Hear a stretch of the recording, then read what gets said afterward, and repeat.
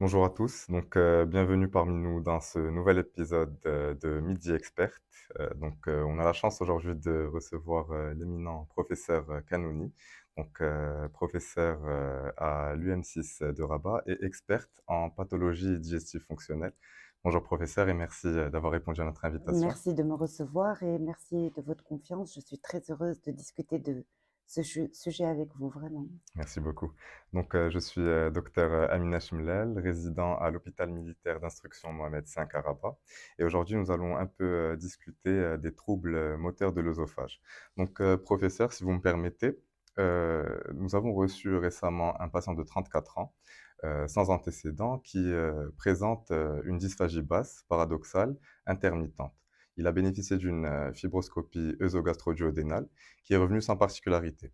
Donc, est-ce que ce patient, on s'arrête à cet examen? Est-ce qu'on doit l'envoyer en consultation chez un psychologue?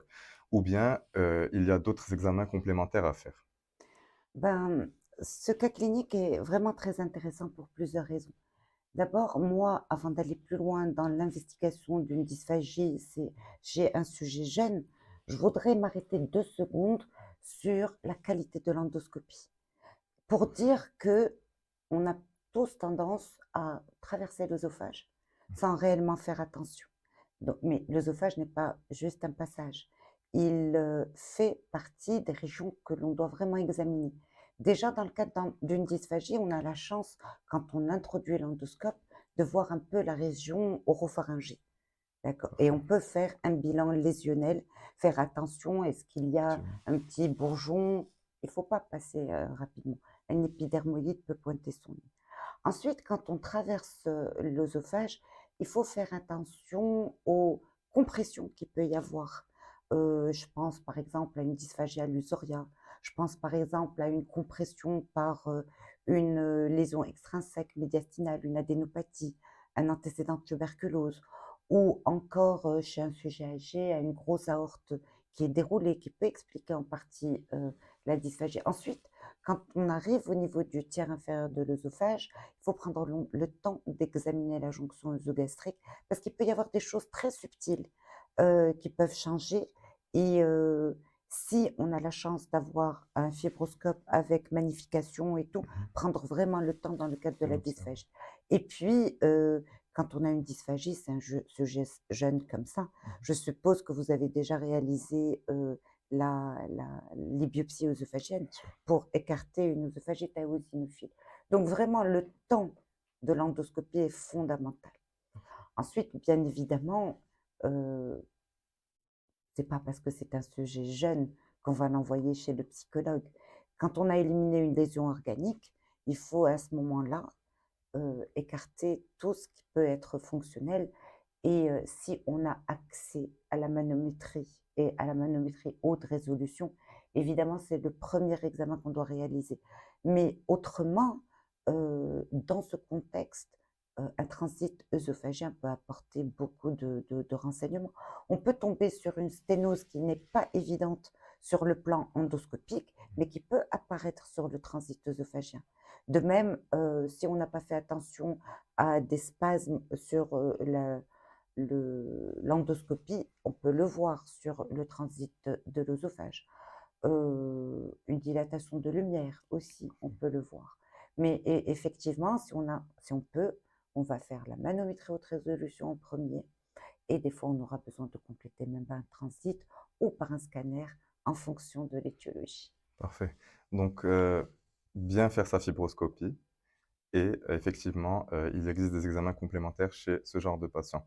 Donc, par rapport à ces examens complémentaires, ils vont nous guider vers différentes pathologies, des troubles moteurs de l'œsophage. Est-ce que vous pouvez un peu nous détailler ces différents troubles moteurs de l'œsophage éventuellement nous donner comment diagnostiquer chacun de ces Bien troubles? sûr. Alors, les troubles moteurs de l'œsophage aujourd'hui, ils reposent sur la classification de Chicago 4.0. Donc, ce sont ces critères-là qui sont importants pour orienter vers les pathologies les plus importantes. La première chose qu'on fait quand on réalise une manométrie, c'est regarder le sphincter inférieur de l'œsophage. Pas tellement sa pression de repos, mais la pression de relaxation intégrée, le PRI. Et si le PRI est supérieur à 25 millimètres de mercure, D'accord. à ce moment-là, on a une obstruction de la jonction œsogastrique. Donc, une fois que le diagnostic de cette obstruction de la jonction œsogastrique est posé, on va aller regarder ce qui se passe au niveau de l'onde de déglutition, du péristaltisme. Si on n'a pas du tout de péristaltisme, on va voir si l'œsophage se contracte, c'est la pressurisation de l'œsophage. Est-ce que cette pressurisation est normale? Donc 100% des ondes qui ne sont pas transmises, sans pressurisation de l'œsophage, c'est l'achalasie de type A. Deuxième situation, c'est que on fait des déglutitions en général en position allongée, et si deux d'entre elles s'accompagnent d'une augmentation de la pressurisation au niveau du corps de l'œsophage, on est donc dans l'hyperpressurisation, avec 100% des ondes qui ne sont pas transmises, c'est l'achalasie de type 2. L'achalasie de type 3, elle est différente, c'est-à-dire qu'on va avoir un péristaltisme, sauf que le délai d'apparition des ondes est prématuré. Normalement, la latence distale, quand on va du sphincter supérieur au sphincter inférieur, vous calculez le temps, il doit être supérieur à 4,5 secondes. Quand on a un raccourcissement de ce délai, dans 20% des cas, c'est une achalasie de type 3 et en général, les vigueurs de contraction distales sont très élevées. Vous allez avoir des, euh, des DCI, c'est-à-dire qui va calculer la vigueur de la contraction qui est augmentée. Parfois, il arrive qu'on ait cette obstruction de la jonction œsogastrique, ça veut dire que le PRI est augmenté, mais un péristaltisme qui est encore normal. D'accord? C'est le syndrome d'obstruction de la jonction. Là, il faut être très prudent. Parce que dans cette situation, ça dépend. L'évolution peut se faire vers une véritable achalasie, dans 6% des cas. Donc, ça va être un suivi des patients. Et des fois, ça va passer tout seul. Et c'est pas parce qu'on l'a trouvé que c'est forcément corrélé à des symptômes. D'accord. D'accord? Donc ça, c'est le gros pavé de l'achalasie qui est le trouble moteur le plus fréquent. Deuxième situation, l'IRP est normal, la pression de relaxation est normale, et soit les ondes de contraction sont très vigoureuses, la DCI est augmentée, quand elle arrive au-delà de 8000 mm de mercure seconde centimètre, là on est dans l'œsophage marteau-piqueur. D'accord? Ensuite, parfois, on peut avoir un œsophage hypercontractile, mais qui n'atteint pas ces Chiffre. valeurs. Donc, c'est l'œsophage spastique. À côté, on a tout ce qui est hypomotilité. Si la DCI est inférieure à 100, c'est absence de contractilité. Si la DCI est entre 100 et 450, à ce moment-là, c'est la motricité inefficace. D'accord?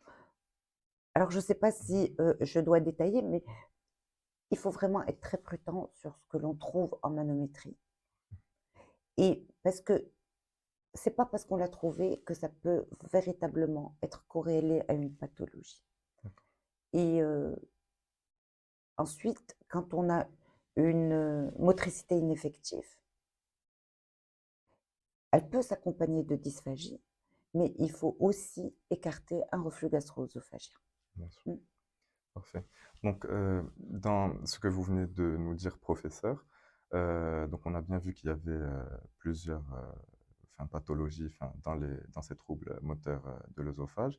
Et une question qui revient chez nos résidents, c'est, bon, là on a compris l'importance de la manométrie, mais est-ce que sur le plan clinique, dans votre pratique quotidienne, est-ce qu'il y a des signes ou des symptômes cliniques qui vous permettent de vous dire, ah, ce sera telle entité et non pas celle-ci? Il n'y a pas réellement de corrélation spécifique entre un signe clinique et une des trois grosses pathologies qu'on trouve en manométrie. Mais vous le savez bien, quand on est devant une achalasie, on a un score composite qu'on appelle le score des gardes, qui inclut l'amaigrissement, la dysphagie, les douleurs thoraciques et les régurgitations. Quand le score est supérieur à 3, il peut s'agir d'une, achalasie, mais franchement, l'interrogatoire doit être vraiment orienté. Est-ce qu'il prend pas des médicaments? Par exemple, tout ce qui est, codéine, tout ce qui est, THC qui peut, heu, agir sur la motricité intestinale. Donc l'interrogatoire doit être vraiment très important. Bien sûr. Des douleurs thoraciques ou un reflux gastro-œsophagien peut se trouver aussi dans un trouble moteur, comme il peut se retrouver au niveau du reflux gastro-œsophagien. On peut avoir également, la boule, qui est le globus hystéricus, parce que on sait très bien que ces troubles moteurs sont très souvent associés à un degré d'anxiété, un degré de dépression. Donc, il n'y a pas de signe spécifique, puisque tous ces symptômes, on peut les retrouver même dans des pathologies organiques, comme un adénocarcinome, comme une œsophagite, comme des choses comme ça. En fait, comme vous avez dit au début, tous ces symptômes doivent faire exclure une pathologie organique Mmh. et on peut tous les retrouver dans les pathologies fonctionnelles. Parfait, merci beaucoup. Alors, notre dernière question, on va rester sur l'endoscopie. Récemment, enfin, au Maroc, on entend beaucoup parler de POEM, Mmh, alors, pour, traiter notamment, l'achalasie. mmh. Alors, est-ce que vous pouvez brièvement nous expliquer en quoi consiste, cette technique? Enfin, les bases et aussi, quelles sont ses indications? Très bien. Alors, effectivement, le poème est une technique en pleine expansion et fort heureusement aussi au Maroc ici, on a beaucoup d'équipes, qui commencent, à se lancer et vraiment c'est très intéressant, il faut pouvoir les aider. Je commencerai d'abord par les indications, ce n'est pas Mmh. uniquement, quelque chose qui est réservé à la Achalasie. calasie. On peut, la proposer aussi dans l'œsophage marteau-piqueur, dans l'œsophage spastique et dans certaines situations d'obstruction de la jonction œsogastrique. Parfait. Donc, cette technique, elle a les avantages de ne pas être, chirurgicale, qu'il n'y ait Effectivement. pas une effraction de l'intégrité, de la paroi. Elle va pouvoir créer un tunnel qui va arriver au niveau du sphincter inférieur de l'œsophage et là, l'intérêt, c'est de pouvoir descendre 2 centimètres au-dessous du sphincter sur le versant gastrique et de remonter à peu près sur 5-6 centimètres sur, le versant œsophagien. Et les indications dans l'achalasie, je pense que de plus en plus, ça reste très débattu, on l'a vu hier au cours de la session, mais le type 3, c'est l'indication idéale pour le Mmh. poème. Le type 1 et le type 2, si on a le poème à disposition et que l'expertise est bonne, il ne faut pas hésiter C'est à clair. envoyer nos malades pour le faire, tout en gardant, en tête, heu, le risque de reflux post-poème Effectivement. qui est, la grosse, question, Hantise. voilà, Ouais. hantise et question qu'on se pose. Donc en gros, si j'ai un sujet jeune, quand je dis jeune, c'est vraiment moins de 20 ans, qui Parfait. va Mmh. être en pleine croissance et tout, que ce soit un type 1, un type 2. Moi, personnellement, je privilégierais la myotomie de Heller D'accord. avec une valve anti-reflux parce qu'il va grandir et on sait pas. Mais à Tout à fait. l'international, c'est ce qui se dégage aussi. Maintenant, un sujet âgé, Mmh. que ce soit un type 1 ou un type 2, dilatation pneumatique, si ça marche pas, poème. OK. Un type 3, c'est d'emblée un poème Poème. et toutes les autres situations, ben, je référerai mes patients, pour un poème et vraiment c'est quelque chose, qui permet de soulager la dysphagie. Voilà, Parfait. Merci beaucoup professeur, ce fut un plaisir de vous interviewer vraiment partagé. et un honneur de vous avoir avec nous, dans le podcast de la SMED Junior. L'honneur est pour moi. Donc, je dis, à bientôt dans un nouvel épisode et merci de nous avoir suivis.